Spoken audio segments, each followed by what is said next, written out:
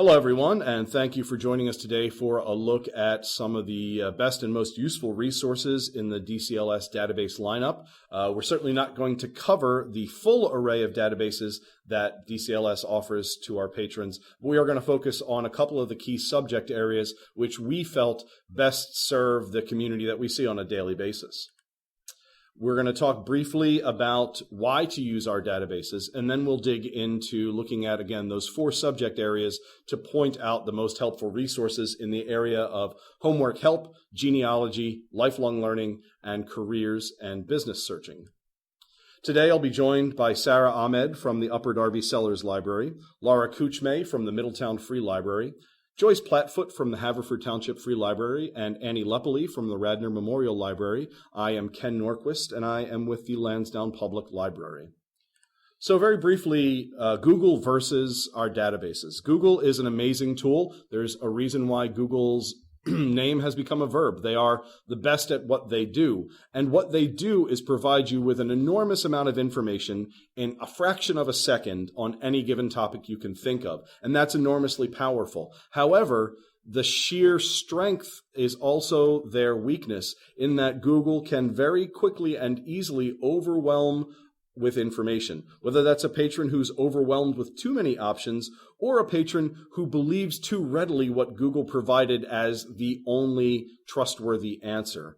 So taking just an example look, if we take something as simple as a search on Abraham Lincoln and we enter that into Google, Google in less than a minute, 0.82 seconds is happy to deliver you more than 80 million options to browse through. That's 80 million topics that may have something to do with Abraham Lincoln or something to do with Abraham or Lincoln Logs or a book where Abraham Lincoln is a vampire slayer. Any number of items related to Abraham Lincoln which may have zero relevance whatsoever on the project that that patron was looking for information on.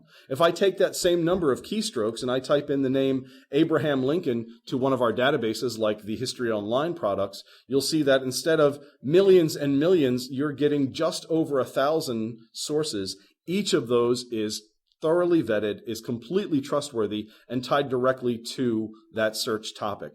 Just another quick example taken out of the headlines, we're looking at immigration laws in the United States. And again, Google will give you hundreds of millions of results to look through. It will take you an enormous amount of time just to determine what is useful and what is just noise. That same exact search plugged into one of our databases, such as EBSCOhost, and you'll see that you're actually returned with fewer than 3,000 results. Again, 3,000 results that are vetted, authoritative, trustworthy, and solid for that patron to use.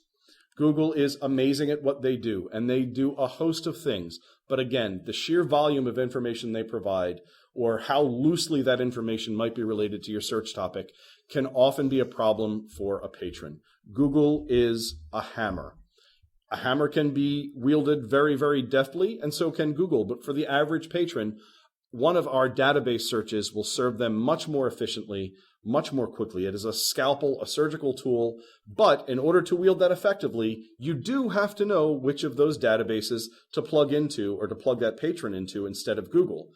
That leads us to our service area database highlights. Today, we're going to kick off with Sarah taking a look at some of the homework help tools we have available. Hey everyone, my name is Sarah. I'm from Sellers Library. The first database we're going to take a look at is American History Online, which is great for students who come in and have a social studies project. They are a great additional resource if it's last minute and you don't have the books you need on the shelves. They are available for middle and high school students and are an excellent resource for biographies, American history, and even American government. They have approximately 40,000 articles, 2,800 primary sources, 6,400 images, 6,700 videos, and 27,000 listed events in 25 timelines. On their front page is a list of topics called Topic Center, which has 19 categories. As an example, let's take a look at U.S. government. When you click on the topic, you will get another list of suggested readings associated with the topic. From this list, let's take a look at voting because voting is important. What comes up is a summary of what voting is, where it comes from, and present-day voting. Additionally, they have record information on the right-hand side, which shows where the information was retrieved from and when the page was last updated for the most current information. Another thing to keep in mind is that the comprehension level is perfect for middle and high school students without any difficulty. They also offer a table of voting percentages from different countries around the world. As you can see, the US is down on the list with only 45%, so go vote. It's important. They also offer the URL from which they get the table. They offer further information which allows for additional resources if the article they are currently on is not enough. I want to take you back to the top of the page and the 6 listed icons. The save icon allows you to save multiple articles, images, videos, etc. as you look at them and can use them. This allows you to come back to all of your saved information after you are done your resource. There is the print option, which allows you to have a hard copy. The share icon allows you to email it. Download will save it as an Adobe PDF. And citation, which is one of my favorite, gives you the full citation for a research paper, so you don't have to go through the work yourself. And then there's a read aloud icon, which reads it to you, so you don't have to read it on your own. Additional resources include AP Images, which is great for images, African American History Online, which is great for Black History Month, Ancient and Medieval History Online, think Ancient Egypt, Rome, Greece, etc., and Modern History Online, which covers from the mid-15th century to the modern day era. Learning Express is a database many of you have heard of, whether through brochures or bookmarks from the county. They are good for elementary, middle, and high school students, and many more, but that's what we'll focus on.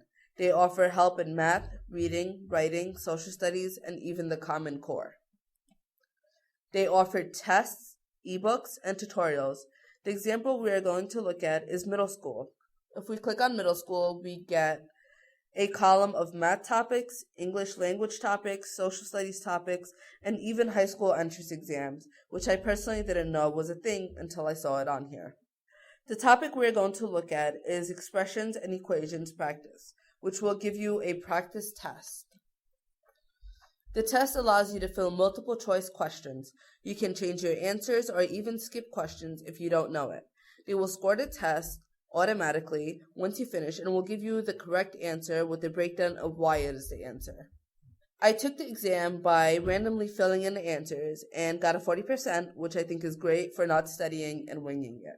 I chose A, which was obviously incorrect, and the answer was D, so I got the question wrong. They then break down why what you chose was incorrect. They tell you the topic that you scored incorrectly on, the subtopic, and even where that topic falls on the Common Core.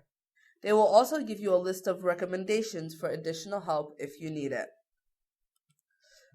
Finally, Tutor.com is my favorite database, and I highly recommend it to anyone and everyone. They offer real-time one-on-one help with a real tutor for grades K-12, introductory, college level, and adult learners, with experts in math, science, social studies, and English. They'll help you with your homework, study for your test, and even with your essay. They are available daily from 2 to 11 p.m., except on all major holidays. They have an app which is available for both Apple and Android products. When you sign in, they have a table in which you fill in what you need help with. For this example, I'm a third grader who needs help with math because 17 plus 4 is hard. The tutor prompts you with questions to get your wheels turning so you can find the answer.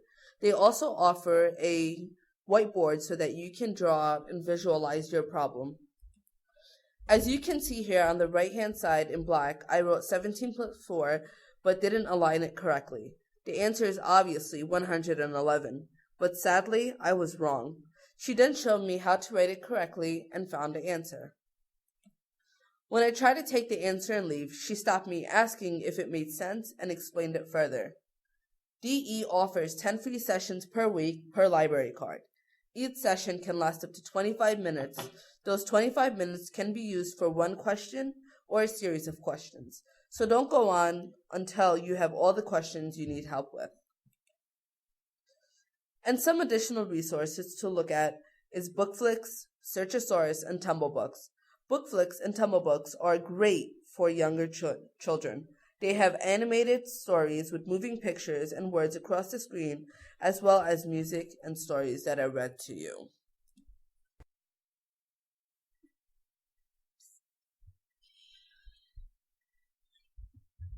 Okay, so one of the most popular search requests that come in the library is about genealogy. And we at the Delaware County Library System have one of the best resources available, Ancestry Library Edition. So everyone's familiar with the paid version of Ancestry.com, but with the Ancestry Library Edition, which is available at all the libraries, but only in the library, you cannot use this at home, you are introduced to the census data, vital records, immigration records, military records, and it allows your patrons to get started in their research using these great record collections. There's limited international collections, though the ones that are available are very helpful. When looking for more particular record collections, the card catalog collections are very helpful. They include public member trees that those who have paid subscriptions to Ancestry.com, they build their family trees, but when they make them public, that also means that the free Ancestry Library Edition can use those resources. The Library Edition also provides charts and forms that you can point your patrons in the right direction towards, that they can start filling out themselves and starting backwards to their parents and just getting started in their genealogy. Like I said before, you cannot build a family tree on Ancestry Library Edition. But you can use their Learning Center, which has research guides, state research guides, translation help, live stream and YouTube videos, and this great resource called Ask Ancestry Ann, where you can ask a genealogist questions, and you can actually go back and look at past people's questions, because if you had a problem with something, I'm sure someone else did. It's very easy to navigate, lots of great pictures. There's message boards. But when you're pointing your patron in the right direction of starting their research, the search section, you can search all the records, or you can search a particular record group, which you can find the special collections on the right-hand side here. But when you're getting them started, just have them start off with a basic search. First name, a last name, maybe adding a place they may have lived. You can do an estimated birth year. It's best to start basic and then add more information later on. The card catalog, it has a large amount of record groups. You could have, it has the public member trees, it has the census records, but it also has maybe Pennsylvania voter registration, birth, baptismal records from New England from, the 1700s to the 1860s. It has a wide variety. So if you're doing your research and you need something very, particular, the card catalog is the best place to go. And then the Ancestry Learning Center, it has the first steps, people just getting started, great, secrets to looking through the census records, state research guides. And then it'll also tell you what's new at Ancestry.com, because genealogy is never a done deal. They're always adding things, they're always adding record groups, and they're always trying to keep you up to date on the Ancestry Learning Center page. There's also links to their social network and ways to get in touch with other genealogists. And the YouTube channel with Ancestry is really helpful as well. Heritage Quest. It's another database. It's owned by Ancestry.com. So a lot of the record and help record groups look very similar to Ancestry. The only difference is that you can use Heritage Quest at home. It has census records and vital records, military records, bank records. Date ranges from 1700 to the present. Predominantly U.S. records. One of the best things about Heritage Quest is the Census Map Guide. You can see how each map, how each state has changed over time. This can help with your research, with family and how if they moved across the state or maybe why they moved to that state at that time. The guide is really helpful. And then there's also Percy, which is a large index of genealogy and historical articles. Again, just like Ancestry Library Edition, it's very easy to navigate. You're one click away from particular census record groups. And like Ancestry.com, the Ancestry Library Edition, and Heritage Quest, you can print and save your documents that you find. The map guide to the federal census, like I said, really a neat guide on how boundaries have changed, why names of counties have changed. Great resource. Newspapers. We get a lot of requests for old newspapers when doing genealogy, and we have it's available to use to all. No library card needed, at least for the Delaware County Daily Times. It's historic ones from 1876 to 1977. Through Newsbank, patrons can look at the Philadelphia Inquirer, historic from 1829 to 1922, as well as 1981 to present.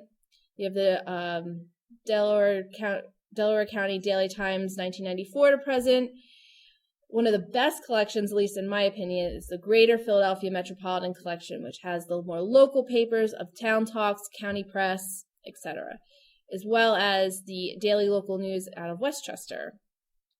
They do have the New York Times from 1985 to present, but some of the issues that we've come across with a lot of these newspaper group databases is that not every section of the papers are online, and there are no ads. But when looking for obituaries or marriage announcements, it can really help with filling out the story of your ancestors and your genealogy research. Here's a look at the newspaper archives of the Delaware County Library. The Newsbank to find some of the local newspapers like the Chaddsford Post, Haverford Press, and the New York Times, 1985 to current.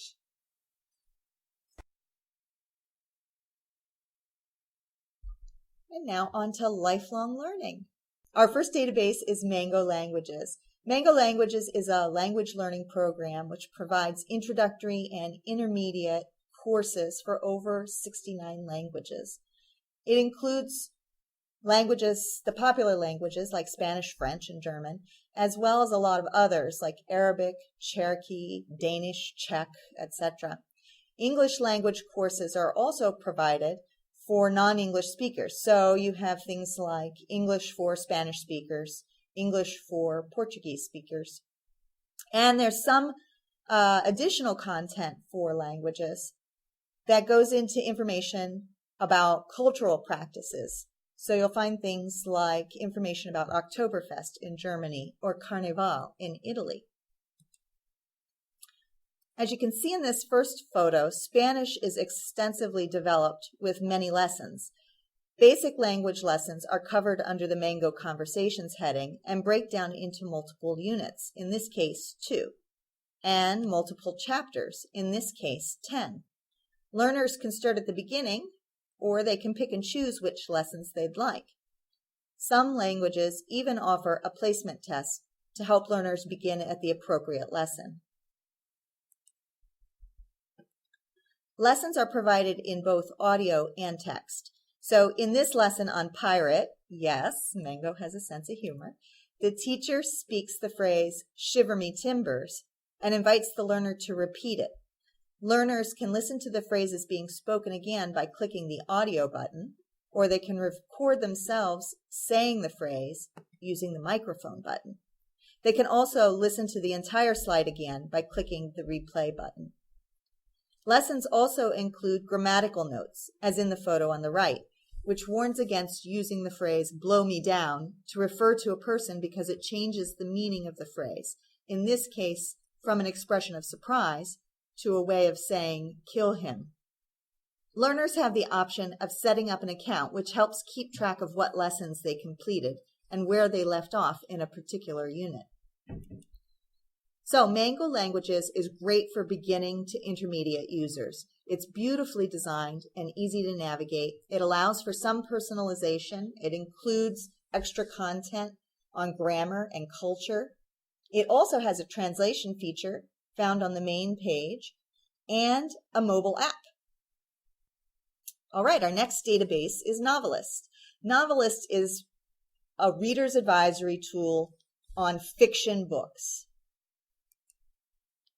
Books can be browsed in Novelist by genre using the left-hand menu or through links in the center of the front page. So here in the left photo, you see when I clicked on romance, there are subgenres that someone can click.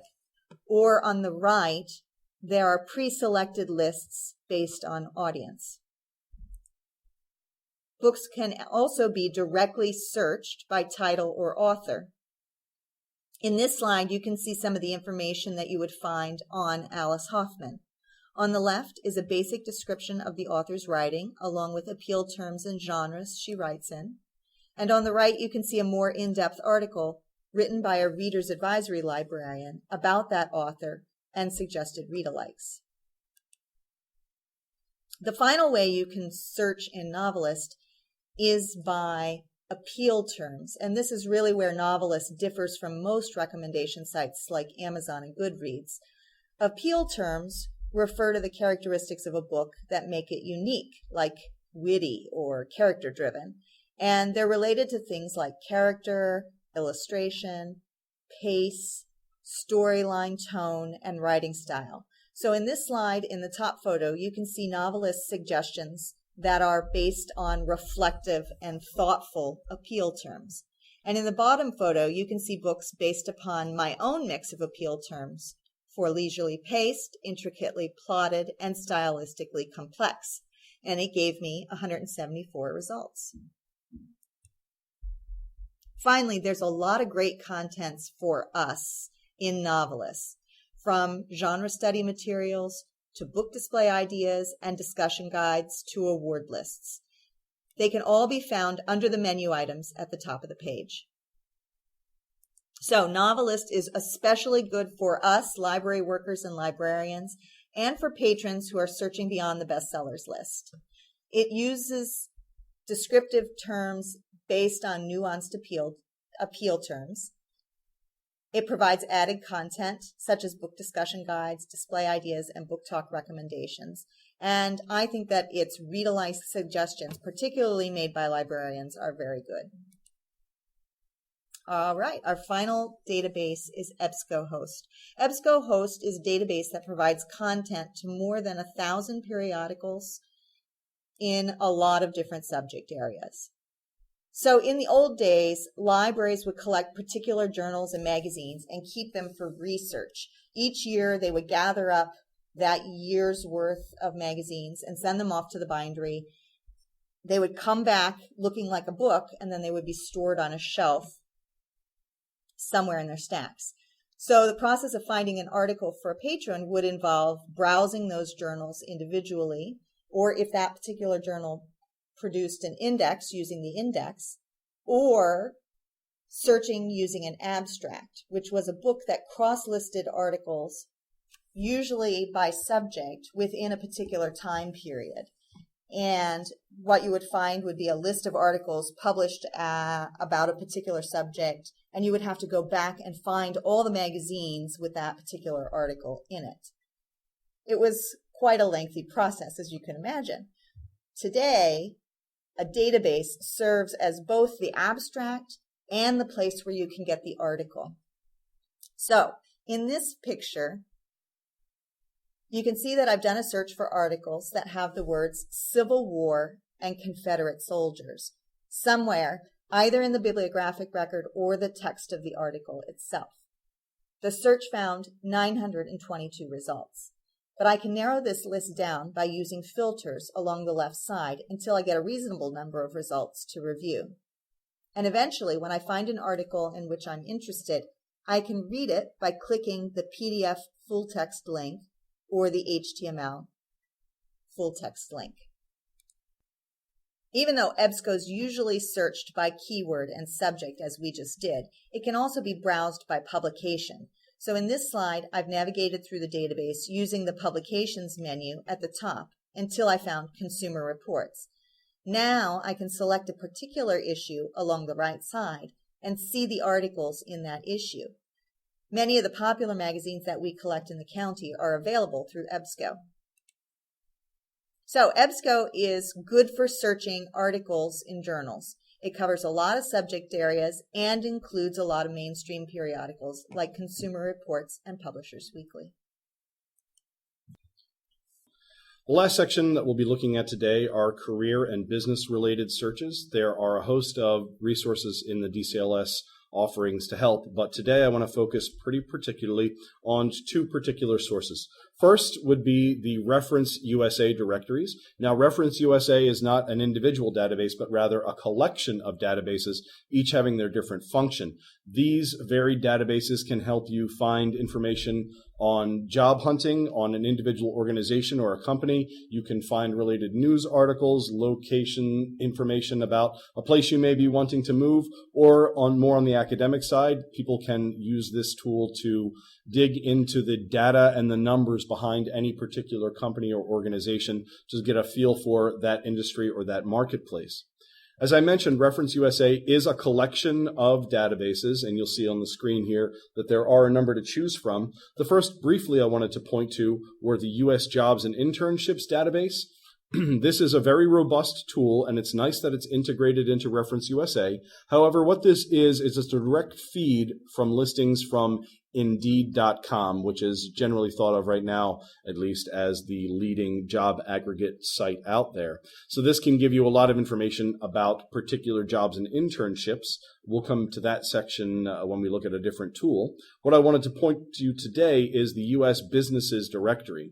This is where if a patron is coming in and they're looking for intelligence or information behind any given industry, company, township, or organization, you're able to do a pretty simple search and get a robust list of information.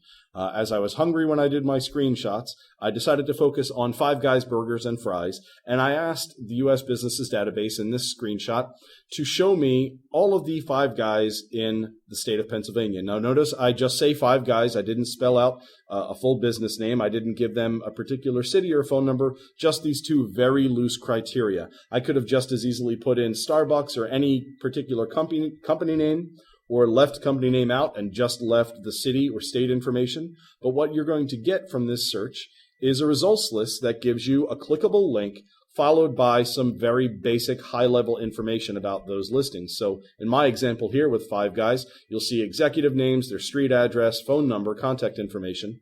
However, if I drill down into my local Five Guys link there, listed at Broomall, you'll see the organizational page. Now, this is one long page full of subsections, and I didn't scroll through each of these subsections, but I wanted to point out in the upper left-hand corner is a quick link to all of those subsections on this page. So not only can you see the very basic the very basic location info and contact information, you have the integrated job listings. So if that company is currently hiring on this page, you'll see the direct link to those job postings. You can look at demographics, management information. If you needed to find more of the financial side, perhaps someone is doing a research paper where they need to examine a business or an industry or a marketplace, you can look at their stock information, their business history, even their UCC filings, and a lot more. So Reference USA, specifically the U.S. Businesses database, is going to give you that one-stop shop for all of the data behind an organization to tell their data story. There are two other great sources in the DCLS collection to do a similar task: Morningstar's Investment Research Center and EBSCO's Business Source. EBSCO's Business Source is a very powerful tool, as is the Morningstar Investment Research Center. If someone has come asking for detailed market analysis information, the Morningstar or EBSCO source are probably the better bet because they give you that very, very deep dive. But because those databases are a bit more complex, that is something you'll want to have the patron address with a librarian to assist them. The Reference USA directories, however, as hopefully you saw, are very simple, user-friendly, and get you to that information quickly. Next up, I wanted to just focus on the Learning Express library. Sarah did mention Learning Express earlier in the presentation, but as I'm sure you're seeing, it is a very, very robust tool. It has a number of different modules. Today, I just wanted to point you to specifically the Career Center and the Job and Career Accelerator. The Career Center is where you're going to be able to find, or the patron is going to be able to find, the information necessary in order to put their best foot forward when it comes to applying for a job, both in paper form and in face-to-face interviews. The Career Center is where you're going to do the work of getting ready. It's not the actual work of application. We'll get to that in a second. I'll show you first by if we take a look at the Learn More About a Career icon.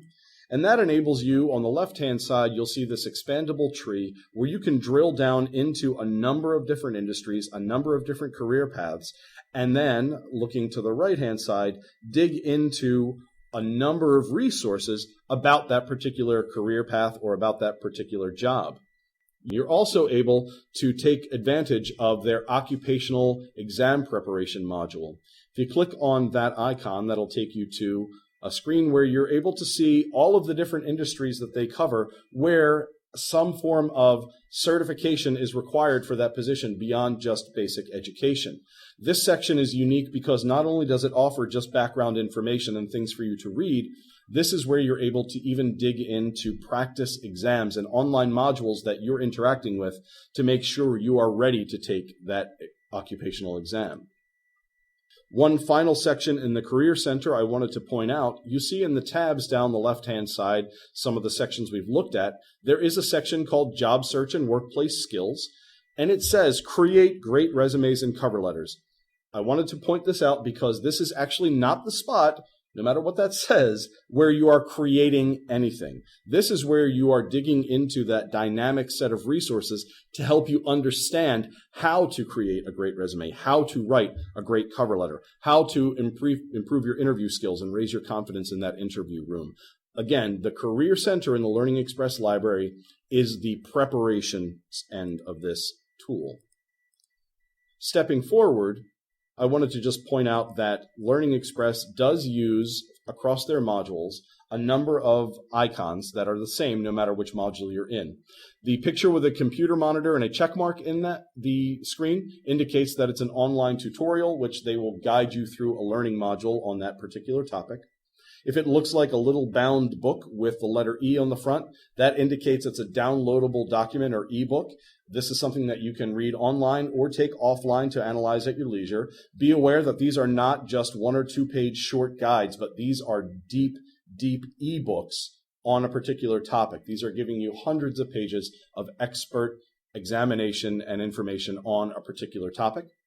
The radio list buttons indicates an online practice test, which is, again, something you're able to click through at your own pace, and it's a step-by-step guided approach to either examining a topic or creating a document.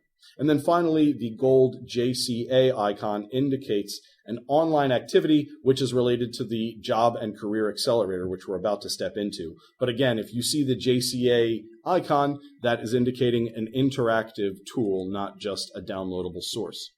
So looking at the Job and Career Accelerator, you'll see that you have a similar look to the other module with some distinct changes. First of all, you see the language calls it My Job and Career Accelerator. The reason why this is important to note is that this really is your tool. This is tied to your login through your library barcode and the account that you create in the Job and Career Accelerator tool. You are able to, as you see on the left-hand side, do the interview prep, find a job, explore occupations, but more importantly, through this dashboard look, you're able to track all of your activities from the point where you find a position till the time that you've built a document and applied for that position. If I expand that tree on the left-hand side, again, you can see the occupational explorations, the job search tool. You actually do have the build a cover letter and build a resume tool, which we'll look at in just a second. But there's also the interview preparation tools and even some sample letters on how to follow up before and after to increase your networking skills. And remember, this is all under that same umbrella. You're still in that job and career accelerator. So if I'm a patron that's just come in to sit down and I haven't worked on my resume in 15 years or I've never built one before, the best thing you can have them do is to plug them into the Learning Express library, plug them into the Job and Career Accelerator, and get them started with the Build a Great Resume online resume builder. This tool is going to provide for them a series of simple questions that they are providing the answers to in the fields on the screen. And then cumulatively, it is going to take those questions and answers and build it into a nicely formatted, professional-looking resume. The second step of the process even gives you a great starting point for whether a chronological, a functional, or a hybrid resume is your best foot for the information you have. But all of this information can be edited and accessed after the fact because, again, it is hard work to find a job, oftentimes more work finding the job than it is having the job, given the amount of research and customization you really should be doing to all your documents. The Job and Career Accelerator keeps all of those documents and all of that customization in one easily accessible spot. And again, having the job search engine tool tied directly into the accelerator means that patron is logging into one site to find, apply for, and track their status for any particular position. The integrated job search looks a little bit differently than what they would see in Indeed.com or internships.com, but having it take place under the umbrella of the Job and Career Accelerator keeps it in a much more actionable space. Beyond the tools that I did point out for this overview, I want to make sure that you take a good look at the full array of tools out there through the DCLS Digital Library. And that actually goes for all the sections we spoke on today. Again, we spoke to what we thought were the best and most useful resources for the common questions, but it is not that comprehensive list. So please do yourself and your patrons a favor. Take some time to look through the new DCLS site, the way things are arranged and organized, and the helpful tags that are applied so that when that patron comes in the front door, you can help them plug directly into the best and most useful resource immediately. Thank you so much for your time and attention today, and please don't hesitate to reach out to us through the county if you have any further questions.